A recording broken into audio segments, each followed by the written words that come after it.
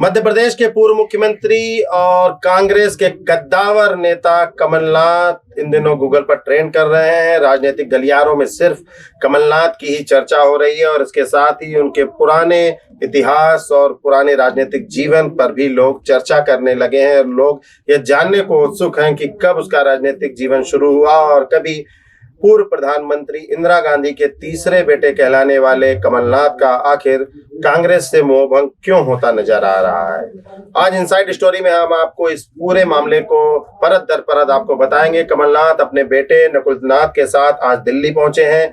वह आज बीजेपी के सीनियर नेताओं से मुलाकात करेंगे। ऐसा माना जा रहा है, संभव है कि उनके बेटे नकुलनाथ बीजेपी में शामिल होंगे। करीब 60 साल तक कांग्रेस में रहे कमलनाथ के बीजेपी में जाने की चर्चा सरगर्म है। आखिर अपनी राजनीति के अंतिम पड़ाव में कमलनाथ गांधी परिवार से नाता क्यों तोड़ रहे हैं।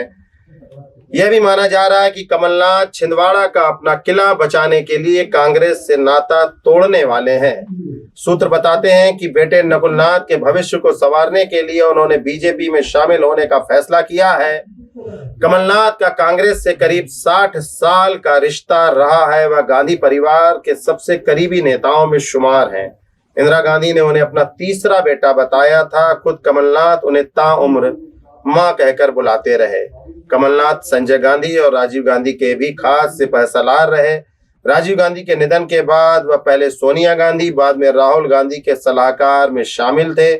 मूल रूप से कानपुर के रहने वाले कमलनाथ 1980 में पहली बार छिंदवाड़ा चुनाव मैदान में उतरे थे। 1997 के अलावा वह लगातार 9 बार छिंदवाड़ा से चुनाव जीत चुके हैं। जब खुद चुनाव नहीं लड़े तो उनके परिवार ने वहां से जीत हासिल की। 1996 में उनकी पत्नी अलकानाथ छिंदवाड़ा से सांसद चुनी गई। 2018 में जब कमलनाथ मध्य प्रदेश के सीएम बने तो छिंदवाड़ा सीट से अपने बेटे नकुलनाथ को चुनाव मैदान में उतार दिया।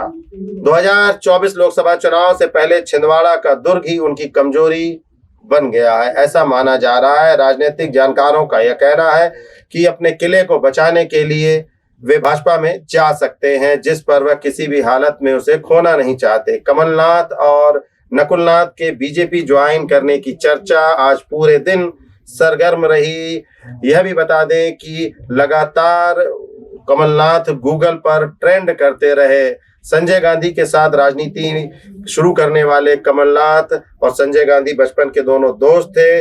दून स्कूल में दोनों ने साथ में पढ़ाई की थी। बाद में कमलनाथ ने कलकत्ता यूनिवर्सिटी से बीकॉम ग्रेजुएशन पूरी की। संजय गांधी की दोस्ती के कारण 1968 में वह युवा कांग्रेस के साथ अपनी राजनीतिक पारी की शुरुआत की। आपातकाल के दौरान संजय गांधी ने युवा नेताओं की एक कोर टीम बनाई थी। उस टीम में जगदीश टाइटलर के साथ कमलनाथ, आर.के. धवन, रुखसाना सुल्ताना जैसे नेता शामिल थे। आपातकाल के बाद मोरारजी भाई देसाई के नेतृत्व में जब जनता पार्टी की सरकार बनी, नई सरकार ने संजय गांधी और सरकार की मनमानियों की जांच के लिए शाह कमीशन का गठन किया। संजय गांधी को किस्सा कुर्सी का फिल्म की रील और प्रिंट जलाने के मामले में तिहाड़ जेल भेज दिया गया। रशीद किदवई की किताब नेता अभिनेता Bollywood star power in Indians politics में भी इस घटना का जिक्र किया गया है। जर्नलिस्ट विनोद मेहता ने अपनी किताब संजय गांधी अनटोल्ड स्टोरी में लिखा कि इंदिरा गांधी को जेल में बंद संजय गांधी की सुरक्षा की चिंता सताने लगी थी। तब कमलनाथ एक केस की सुनवाई के दौरान जज से झगड़ तक गए थे। नाराज जज ने उन्हें 7 दिनों के लिए तिहाड़ जेल भेज दिया। इस घटना से कमलनाथ को गांधी परिवार का और करीबी बना दिया। 1980 में इंदिरा गांधी ने कमलनाथ को अपना तीसरा बेटा कहा। मोरारजी देसाई की सरकार अंतःकलह के कारण 1979 में गिर गई। कांग्रेस के समर्थन से चौधरी चरण सिंह ने 28 जुलाई 1979 को प्रधानमंत्री पद की शपथ ली। 5 महीने बाद कांग्रेस ने समर्थन वापस ले लिया और जनवरी 1980 में मध्यावधि चुनाव हुए। इस चुनाव में संजय गांधी ने अपने सभी करीबियों को चुनाव मैदान में उतारा था। युवाओं को लोकसभा का टिकट दिया। कानपुर के कमलनाथ छिंदवाड़ा से चुनाव मैदान पे उतरे। उनके लिए इंदिरा गांधी ने 13 दिसंबर 1979 को प्रचार किया था छिंदवाड़ा जाकर। इस सभा में इंदिरा गांधी ने कमलनाथ को राजीव गांधी और संजय गांधी के बाद अपना तीसरा बेटा बताते हुए जीत की अपील की थी। बताया जाता है कि कमलनाथ इंदिरा गांधी को मां कहकर बुलाते थे। संजय गांधी, इंदिरा गांधी और राजीव गांधी के निधन के बाद भी वह गांधी परिवार के विश्वस्त करीबियों में शामिल रहे हैं। कमलनाथ कांग्रेस की सरकारों में मंत्री रहे। नरसिम्हा राव सरकार में पहली बार पर्यावरण मंत्री और कपड़ा मंत्री बने। मनमोहन सिंह की पहली सरकार में केंद्रीय वाणिज्य और उद्योग मंत्री का पद संभाला। यूपीए 2 में भी सड़क परिवहन, शहरी विकास और संसदीय कार्य मंत्रालय का पद संभाला। 2018 में वे मध्य प्रदेश के मुख्यमंत्री रहे।